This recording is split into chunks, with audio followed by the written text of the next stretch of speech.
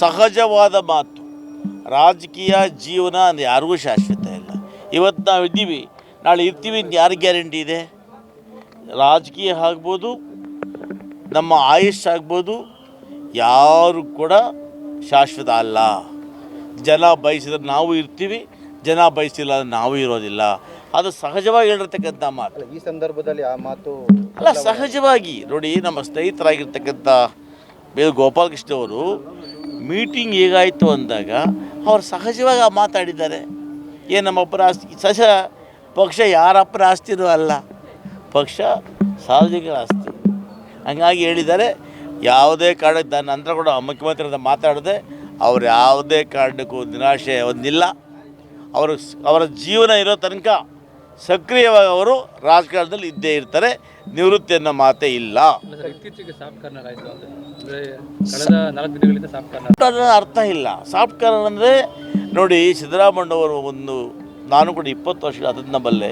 ಅವ್ರ ಸ್ವಭಾವ ಯಾವಾಗಲೂ ಸಾಫ್ಟಾಗೇ ಇರ್ತಾರೆ. ಪ್ರವೋಕ್ ಮಾಡಿದಾಗ ಮಾತ್ರ ಜೋರಾಗಿ ಮಾತಾಡ್ತಾರೆ. ಅದು ಬಿಟ್ಟರೆ ಅವ್ರು ಯಾವತ್ತೂ ಸಾಫ್ಟಾಗಿ ಇರ್ತಾರೆ. 5 ವರ್ಷ CM ನಾನೇ ಅಂತ ಹೇಳ್ತಾ ಇದ್ರು. ಈಗ ಇವತ್ತು ಅಧಿಕಾರ ಶಾಶ್ವತ ಅಲ್ಲ ಅಂದರೆ ಇವತ್ತಿಗೆ ಶಾಶ್ವತ ಅಲ್ಲ ಅಂತ ಹೈಕಮಾಂಡ್ 5 ವರ್ಷ ಇದೆ ಅಂದರೆ ಇರ್ತಾರೆ. ಸರ್, ಈಗ DK ಶಿವಕುಮಾರ್ ಅವರು ಮತ್ತು ಸಿದ್ದರಾಮಯ್ಯನವರ ಈ ಒಂದು ಬೆಳವಣಿಗೆಯಿಂದ ದಲಿತ CM ಅನ್ನುವಂಥದ್ದು ಸೈಡ್ ಲೈನ್ ಆಗ್ತಾ ಇದೆ ಸರ್. ಏನಿಲ್ಲ ನೋಡಿ, ನಮಗೆ ಕೂಡ ಆಸೆ ಇದೆ. ನಾವು ಕೂಡ ಒಂದು ವೇಳೆ ಮುಂದೆ ಅವಕಾಶ ಬಂದಾಗ, ಹಿಂದೆ ಪರಮೇಶ್ವರ್ ಅವರು ಕೂಡ 8 ವರ್ಷಗಳ ಕಾಲ ಈ ರಾಜ್ಯದ ಅಧ್ಯಕ್ಷರಾಗಿದ್ದು ಕಾಂಗ್ರೆಸ್ ಪಕ್ಷದ ಅಧಿಕಾರ ತರೋದಕ್ಕೆ ಅವರು ಪ್ರಯತ್ನ ಪಟ್ಟು ಅಧಿಕಾರ ತಂದಿದ್ದಾರೆ. ಅವ್ರದ್ದು ಪಾಲಿದೆ.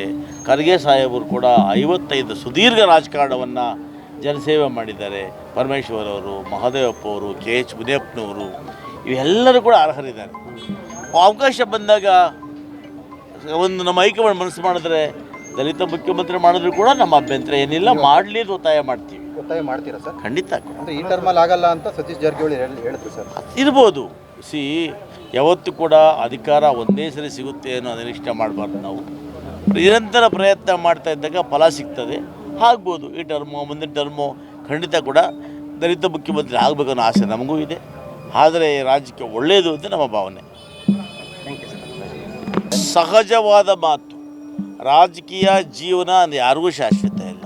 ಇವತ್ತು ನಾವು ಇದ್ದೀವಿ, ನಾಳೆ ಇರ್ತೀವಿ ಅಂತ ಯಾರಿಗೆ ಗ್ಯಾರಂಟಿ ಇದೆ?